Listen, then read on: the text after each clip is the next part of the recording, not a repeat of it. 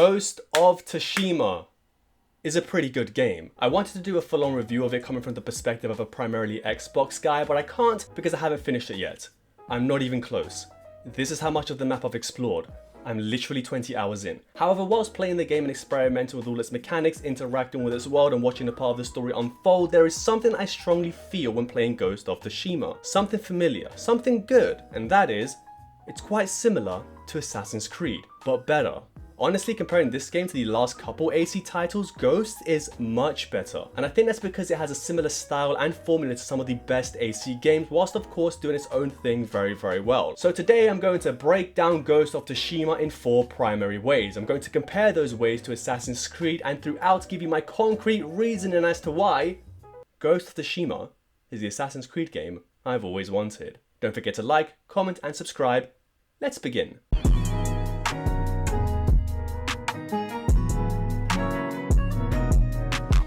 So the first way Ghost is the Assassin's Creed game I've always wanted is in its setting, Japan. I and many others have wanted a Japan setting in Assassin's Creed forever, more than forever, 5 ever.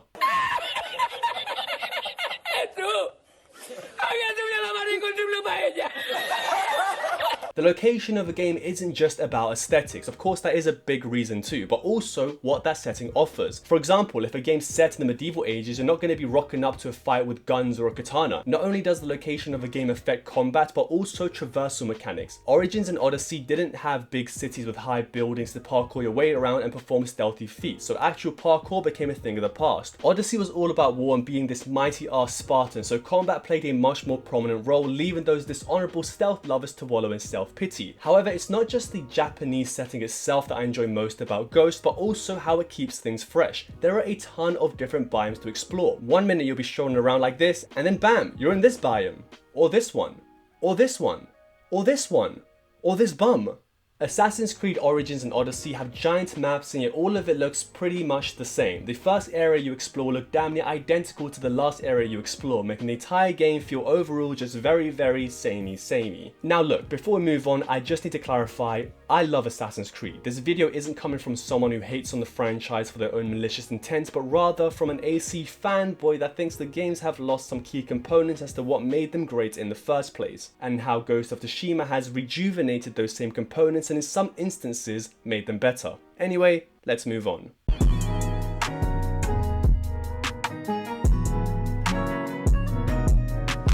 Now I'm not going to touch on the actual story because as I said in the intro, I haven't beaten the game yet. However, let me just put it like this. I'm already more attached to Jin Sakai than I ever was to Cassandra or Alexios. I can't remember their last names. Do they even have one? Unpopular opinion making its way through. I think giving us the option to be male or female in Assassin's Creed is bad. Other games? Fine, cool, no problem. Assassin's Creed?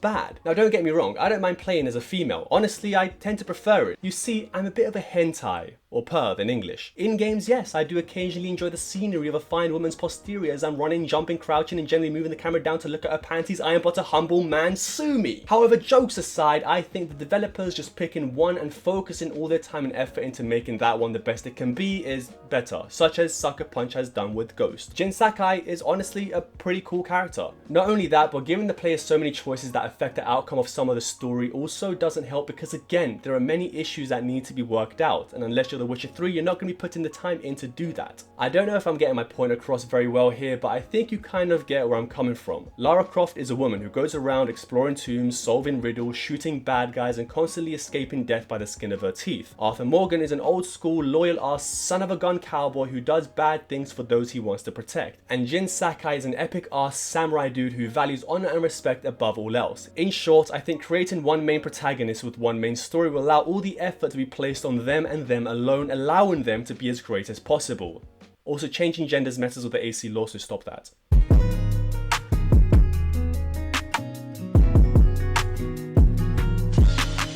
Okay, Ghost of Tsushima's combat is fucking fantastic. There it is, ladies and gentlemen. My one swear word of the video. In Odyssey, the combat is floaty, enemies take forever to kill, all the bosses just tend to have more health and do more damage rather than being challenging in smart ways. Speaking of smart ways to be challenging, hard mode in Ghost of Tsushima is awesome. It makes enemies actually attack faster, hit more times in a row, and be generally more aggressive rather than, again, more health plus more damage equals hard mode. Each strike you hit in Ghost feels brutal and realistic. You unlock different stances as you progress that allow you to deal with certain enemies more effectively. For example, if you want to quickly dispatch of a shield user, then you need to switch to the water stance, whereas in Origins and Odyssey you just do more damage as you level up.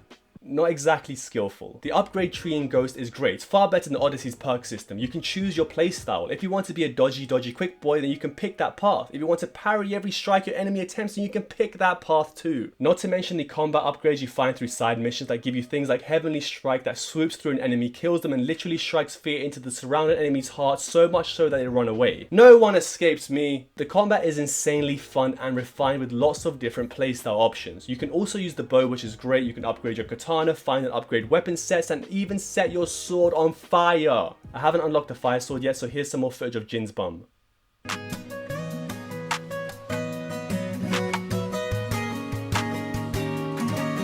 Okay, now here's where I get to really go full fanboy mode. You see, I'm a connoisseur of the stealthy persuasion, an intellect for the silent arts, a purveyor of the knightly antics, a guy who says words sometimes. Stealth and assassinations in Ghost of Tsushima are pretty damn near perfect. I love it so much. Now, no, the game's stealth mechanics aren't anything unique or never been done before, okay? They're not something to write home to your mother. However, they don't need to be because they are instead extremely refined. They bring into play a lot of stealth mechanics used in other games and make them better. Okay, so here's a quick video of me going through an enemy camp. So first I get some high ground to scout the area. I see there's a few bowmen keeping guard, so I decide to dispatch with them first. Now here's where I want to pause and deep dive just a little bit. In Assassin's Creed, one-shot assassinations were a thing of the past. Well, in Ghost, it's a thing of the now, as it should be. Because you know, a blade in the throat is usually a good reason to die. But more impressively than that, the assassination style in Ghost of Tsushima is like a mix of Assassin's Creed and Sekiro Shadows Die Twice. If an enemy is in close enough proximity, you'll get a button prompt to assassinate them. However, in this clip he wasn't, so instead I tested out if it was possible to jump on my target and once close enough see if the button prompt would appear. And well,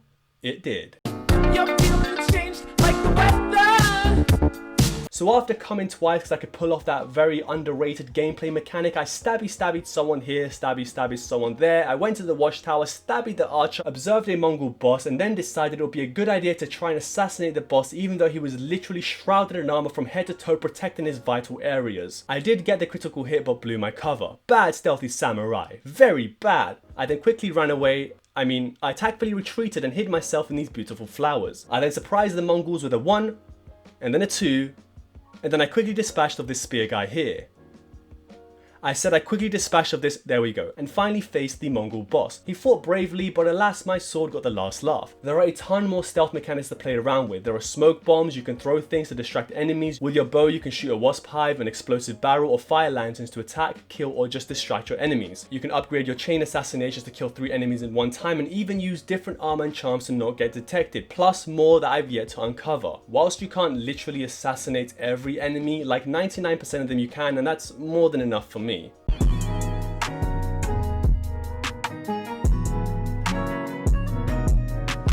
So in conclusion, Ghost of Tsushima is literally phenomenal. If the rest of my experience with the game is anything like it's been up till this point, then there's a very strong argument to be made for a possible Game of the Year contention. But you'll have to wait for my full review on that later.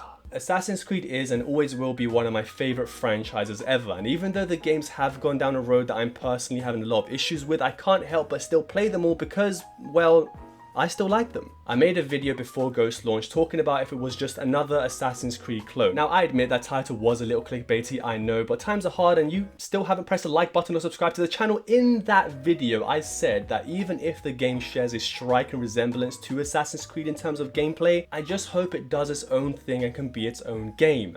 And so far, it's definitely done that and more.